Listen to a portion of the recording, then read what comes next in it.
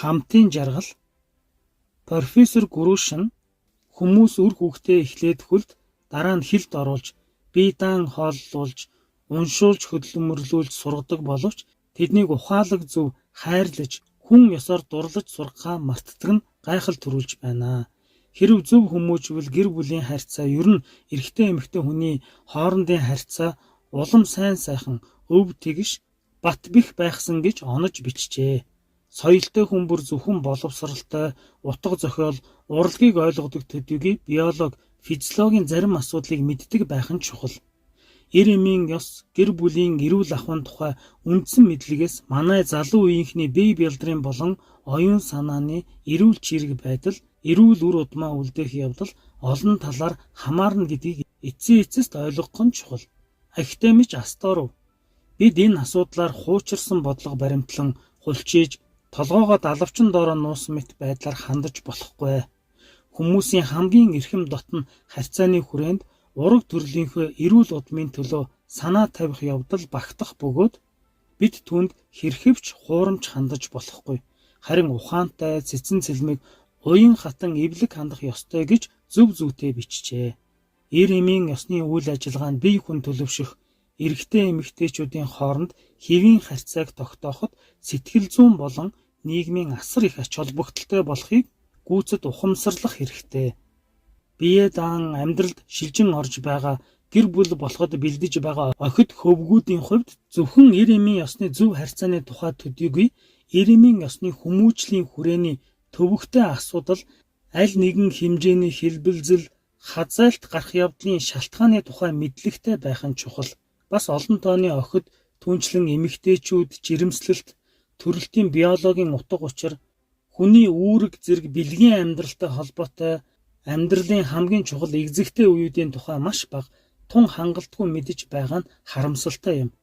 Хамтын жаргал эдлэхийн тулд гэрлэгсэд үр хэрхэн тогтдог, эхийн хөвлөд буй үр хөврөл ямар хөгжил онцлогтой байдаг, ханийн амьдрал хэрхэн эхэлдэг, түүнийг хэрхэн залах, эр эмийн нийцэл, гэр бүлийн аз жаргал зэргийг ухаарч мэдсэн байх хэрэгтэй. Залуучууд насанд хүрэхстийг эр эмийн ёсны сэтгэл зүйн эрүүл ахуй, бэлгийн амьдралын соёлын тухай мэдлэгтэй болгох явдал нийгмийн асар их ач холбогдолтой. Зохиогч энэхүү номоо гэр бүлийнхээ амьдралыг хэвэн байлгах, түүний соёлын төвшинг дээшлүүлэхэд тус хүргэнэ гэдэгт гүнээ найдаж байна. Залуус өсвөр үе.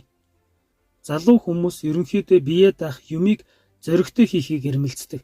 Тэгэхдээ тэдэнд хийх зүйлээ урьдчилан харах чадвар, туршлагатай байх, бие даах гэдэг нь хариуцлагатай байх явдал гэдгийг ойлгуулбал зохино.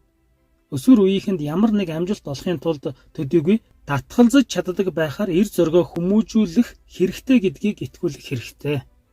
Макаренко: зориг бол ямар зүйлийг хүсэх, хүссэндээ хүрэх явдал төдийгүй хэрэгтэй үед татгалзаж чадах чадвар юм. Зориг бол энгийн хүсэл, хүсснээ хангах явдал биш, хүсэх, татгалзах явдлаа нэг зэрэг зогсоох чадвар юм гэж бичжээ. Хэрв өсвөр үе юм уу орь залуус альва асуудлыг нэг зэрэг шийдэх, сайн сайхныг өвөрлсөн ахмад хүмүүсийн зөвлөгөөг сонсохоос татгалзбал муу. Залуу хүмүүст цаг ямагт ухаалгаар тусалж байдаг эцэг эхчүүд, сургууль хүмүүжүүлэгч багш нар маш сайн туслагчид болдог. Залуус юуны өмнө тэдний итгэлийг алдуулахгүй тулд хүндэтгэх хэрэгтэй. Нас бие гүйцэж яваа зарим залуус тамхи татах, согтууруулах ундаа хэрэглэх гэж эрмэлздэг. Үүнийг үндсээр нь тас цохих хэрэгтэй. Эцэг эхчүүд, багш сургууль хүмүүжүүлэгчид аминч болсон өсвөр үеийнхний тухай цөөнгүй ярилццгаадаг. Энэ бол ихэвчлэн худлаа юм. Өсвөр үеийнхэн голдуу шаналж ирсэн үедээ л амиа хичээсэн мэт санагддаг. Түүнээс гадна сэтгэлийн шаналгаа багтай, амьдралын туршлага, мэдлэг бага байх учраас хүмүүст ээлдэг хандаж, бусдын зовлон шаналгааг гүйцэд ойлгож чадахгүй байх тал бий. Өсвөр үеийнхэн томчуулын шууд тушаагаагүй, ялангуяа үг дуугүй захирагдахыг шаардаагүй зөвлөгөөг сайн биелүүлдэг. Яа харахгүй биш бол шууд тушаахаас зайлсхийх хэрэгтэй. Өсвөр үеийнхэнд соргог төвчээртэй хандвал зохино.